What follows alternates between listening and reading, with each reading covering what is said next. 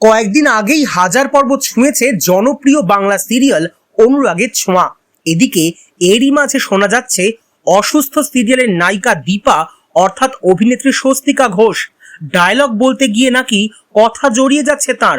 ঠিক কি হয়েছে নায়িকার? এ বিষয়ে অভিনেত্রী জানিয়েছেন, গত বৃহস্পতিবার মেদিনীপুরে শো করতে গিয়েছিলেন তিনি। সেখানেই মঞ্চে ওঠার সময় মাথায় গুরুতর চোট পান।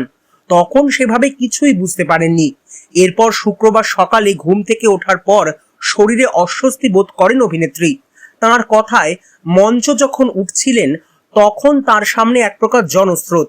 চোটের কথা তার খেয়াল ছিল না, শুধুই খুব ভালো পারফর্ম করার কথা ভাবছিলেন। এরপর অনুষ্ঠান শেষে বাড়ি ফিরে ঘুমিয়েও পড়েন।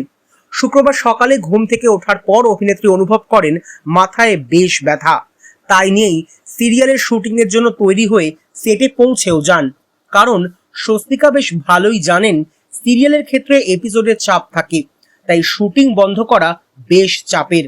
তবে বেলা বাড়ার সঙ্গে সঙ্গে তার মাথার ব্যথা কাঁধেও ছড়িয়ে পড়ে। লম্বা সংলাপ বলতে গিয়ে কথাও জড়িয়ে যেতে থাকে তার। আর এরপরই দেরি না করে স্বস্তিকা পরিচালকের কাছ থেকে ছুটি নিয়ে পৌঁছে যান স্নায়ুরোগ বিশেষজ্ঞের কাছে। তবে এরপর চিকিৎসক তাকে ঠিক কি পরামর্শ দিয়েছেন সে কথা এখনো জানা যায়নি। কিন্তু এখন কেমন আছেন অভিনেত্রী? জানা গিয়েছে আপাতত ফের ফ্লোরে ফিরেছেন নায়িকা। ডাক্তারের পরামর্শে শুটিংও শুরু করেছেন। এ প্রসঙ্গে বিস্তারিত জানতে যোগাযোগ করা হয়েছিল নায়িকার সঙ্গে। তার সঙ্গে যোগাযোগ করা সম্ভব হয়নি।